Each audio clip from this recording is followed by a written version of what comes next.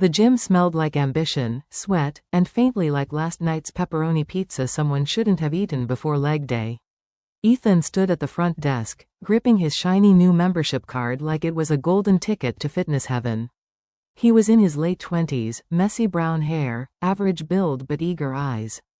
Today, he thought, would be the day he transformed. No more excuses. He was going to sculpt his body into something worthy of a superhero poster. Albert, the gym trainer in his early 40s with a barrel chest and calm demeanor, watched from the side. He'd seen this 1,000 times. Fresh faces, high energy, and usually, high mistakes. He muttered under his breath, "This'll be fun." Roomy, Ethen's college buddy, tagged along for support. But really, Roomy was there for entertainment. He wore gym clothes that looked more like pajamas, sipping a protein shake like it was a milkshake. His role? To laugh when things went wrong. And oh, things would go wrong. Ethen strutted into the weight room like he owned it. He slapped a bench press bar and shouted, "This one's mine." People turned their heads. A guy in the corner dropped his dumbbell mid-curl, startled. Ethen lay down, grabbed the bar, and shouted again, "Light work." Except, the bar had no weights on it. It was just the bar. He pressed it with all the drama of a championship lift. Grunting, shaking, gasping, like he was pushing a car uphill. Roomy nearly choked on his protein shake. Albert crossed his arms, unimpressed but secretly amused. The truth is, it doesn't matter if it's just the bar. Every representative counts. Even the funny ones. Even the ones where you're more actor than athlete. Because showing up is step one. And Ethen? He showed up in style. Maybe not strength yet, but style. Albert finally stepped in, trying to bring some order to the chaos.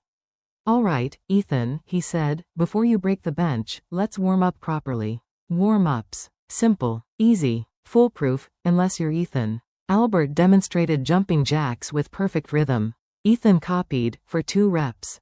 On the third, his foot tangled with Roomy's water bottle rolling across the floor. Down he went, flailing like a fish out of water.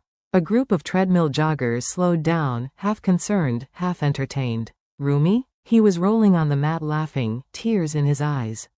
"Bro, you almost invented breakdancing." Albert helped Ethen up. "Balance," he said calmly, "is as important as strength." Next came dynamic stretches. Albert leaned gracefully into lunges. Ethen followed, except his shorts stretched dangerously close to tearing. Every rep came with a squeaky sound, like a balloon losing air.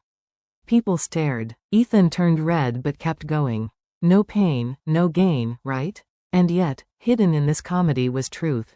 Warming up isn't about looking cool. It's about preparing your body for the real work. Even if you look ridiculous doing it, even if your shorts almost declare independence, every representative counts. Now it was time for weights.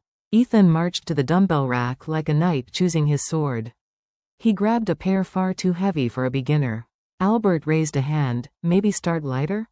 But Ethen was already curling, or trying to. His arms trembled like jelly in a storm. Roomy whispered, "Bro looks like he's holding 2 car batteries." Halfway through the rep, Ethen's face twisted like he was trying to solve algebra. And then, thud. One dumbbell slipped, landing inches from his foot. Gasps echoed. Ethen froze. Albert instantly bent down, moved the dumbbell away, and said sternly, "Form before ego." But Ethen, stubborn and embarrassed, grabbed lighter ones. This time, he actually managed a few clean reps. His posture improved, his breathing steadied. And the crowd that had been laughing gave a little nod of approval. That's the beauty of a gym fail, it teaches humility. It teaches adjustment. It reminds us that the weights don't care about your ego, only your consistency. Every representative counts, even the ones where you almost lose a toe. Next challenge, the treadmill.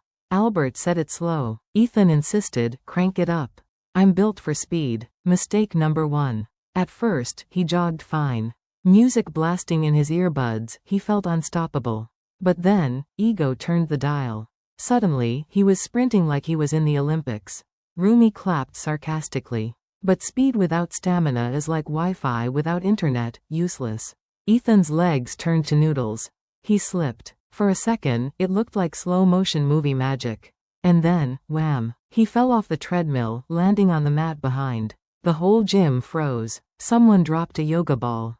The treadmill kept spinning, mocking him. Roomy burst out laughing. Bro, you just invented human bowling. Albert helped him sit up. Listen, he said gently, falling is part of training. The treadmill doesn't beat you unless you quit. Ethen, embarrassed but smiling, got back on. This time, slower, steady, honest. And for the first time today, he found rhythm. Lesson? Progress isn't about sprinting. It's about pacing. Every step counts. Even the one where you faceplant. Albert clapped his hands together. Time for the king of all exercises, squats. Ethan's eyes widened. Oh, you mean, like, sitting down but scarier? Albert sighed. Yes, exactly. They set up at the squat rack. Ethen slid under the bar, puffing his chest like he was about to lift Mount Everest. I got this. Roomy leaned on the nearby Smith machine with a grin.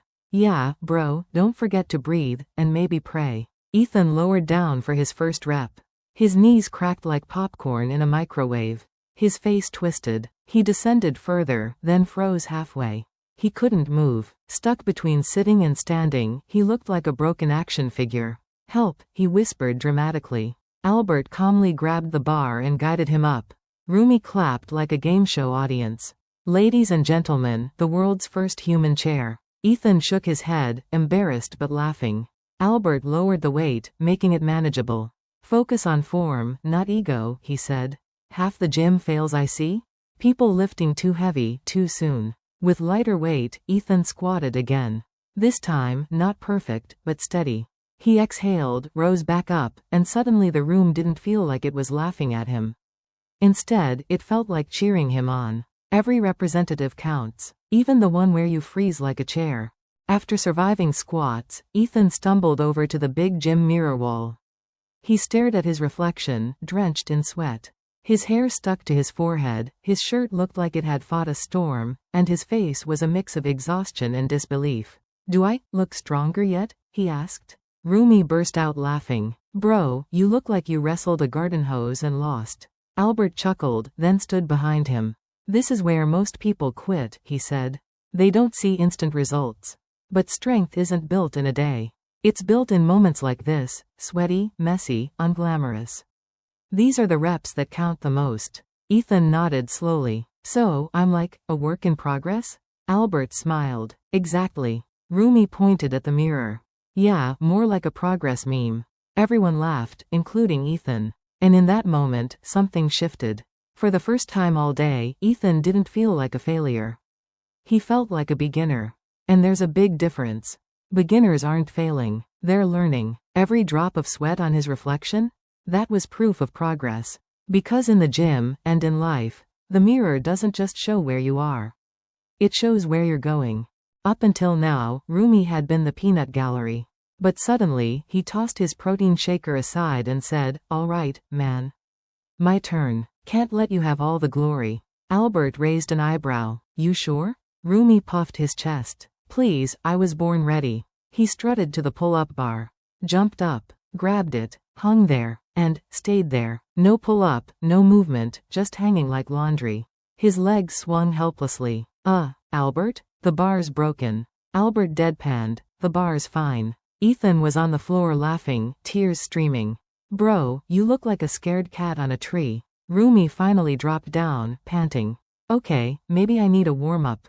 He tried push-ups. First one looked solid. Second one? Faceplant. Third attempt? He lay flat, waving a white towel like surrender. For the first time, Ethen laughed at someone else's fail.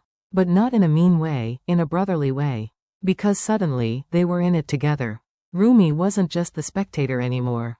He was part of the journey. Albert shook his head but smiled.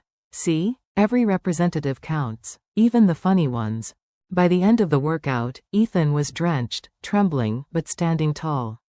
Albert gathered them near the weights. Last exercise, he said. 1 rep. Doesn't matter what it is. Give it everything. Ethen stepped up to the barbell one last time. His form wasn't perfect. His strength wasn't huge. But his heart? 100%. He bent, lifted, and with a groan, stood up. One clean representative. The whole gym seemed to pause. It wasn't impressive by numbers. But it was impressive by effort. Roomy clapped hard. That's my boy. From faceplants to finish strong. Albert put a hand on his shoulder. Remember this. The weight of progress isn't just in pounds. It's in persistence. Every representative, every stumble, every laugh, every fall, it all counts. Ethen smiled, chest heaving. For the first time, he didn't feel like a failure. He felt like an athlete. Not because he was the strongest in the room, but because he showed up, fell, stood up again, and kept going. That's the thing about gym fails, they aren't really fails. They're the funniest, most painful, most unforgettable teachers you'll ever have. And at the end of the day, they make you stronger.